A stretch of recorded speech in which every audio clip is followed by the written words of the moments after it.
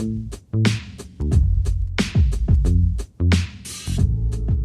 this is Sabir from Redshop. আজকে এই tutorial ভিডিওতে আপনাদেরকে আমি দেখাবো কিভাবে অর্ডার ম্যানেজমেন্ট সিস্টেমটা কাজ করে এবং কিভাবে আপনারা একটা অর্ডার ফুলফিল করতে পারবেন কুরিয়ার মাধ্যমে সাহায্যে। সো আপনাকে যেটা করতে হবে, অর্ডার সেকশনে চলে আসতে হবে ড্যাশবোর্ড থেকে। দেন এখানে আপনারা আপনাদের সকল অর্ডার লিস্টগুলো দেখতে পারবেন যে কী অর্ডার এসেছে। সো যেকোনো একটা পেন্ডিং অর্ডার আইডিতে ক্লিক করতে হবে। দেন আপনি ওই অর্ডারের স্পেসিফিক অর্ডার ডিটেলস পেজে চলে যাবেন। দেন এখানে আমি কিন্তু অনেক ইনফরমেশন দেখতে পারবো এই অর্ডার রিলেটেড। ফর এক্সাম্পল, আমার অর্ডার আইডিটা আমি দেখতে পারবো, কারেন্টলি অর্ডারটা কোন স্টেজে রয়েছে, দেন পেমেন্ট মেথডটা কী ছিল অর্ডারের, দেন কাস্টমার কী প্রোডাক্ট পারচেস করেছে। দেন আমি যদি নিচে আসি, আমি এখানে কিন্তু কাস্টমারের ডিটেলসও দেখতে পারবো এবং একটা কাস্টমার অর্ডার হিস্ট্রিও দেখতে পারবো যে এই কাস্টমারটা কি প্রিভিয়াসলি আমার স্টোর থেকে অর্ডার করেছে কি না। দেন এখানে কিন্তু একটা ফ্রড চেকও রয়েছে। সো ফ্রড চেক বেসিক্যালি যে জিনিসটা করে, একটা ডেলিভারি সাকসেস রেটের এস্টিমেশন দেয়, যে ডেটাটা ডিরেক্টলি কুরিয়ার পার্টনারের কাছ থেকেই আসে।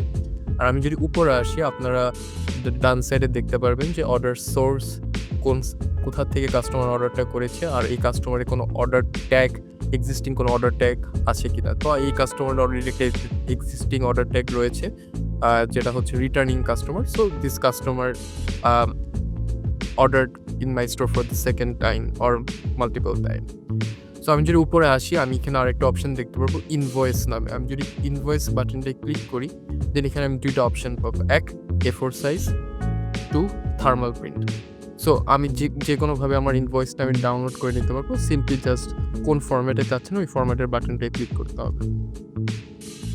নেক্সট এখানে আমরা যদি আসি, আমি দেখতে পাচ্ছি একটা বাটন রয়েছে যেখানে আমি আমার অর্ডার স্ট্যাটাসটা আপডেট করতে পারবো। সো কারেন্টলি এটা পেন্ডিং স্টেজে রয়েছে, তো আমি এটাকে অ্যাকসেপ্ট করব।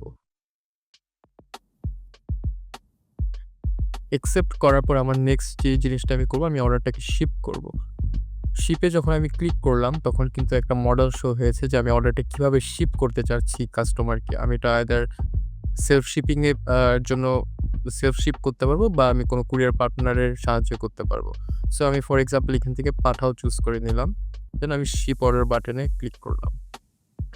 দেন এরকম একটা পেজ ওপেন হবে যেখানে আপনার আর কিছু অ্যাডিশনাল ডিটেলস দিতে হবে before we can make the pick up request to পাঠাও।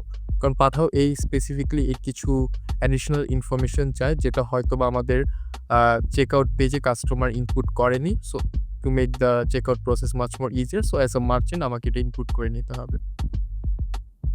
তো এখানে আমার ডিস্ট্রিক্টটা সিলেক্ট করে দিতে হবে, ঢাকা,